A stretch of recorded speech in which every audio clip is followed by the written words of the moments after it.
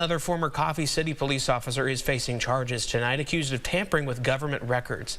65-year-old Lonnie Hicks is charged with 4 counts of tampering with a government record.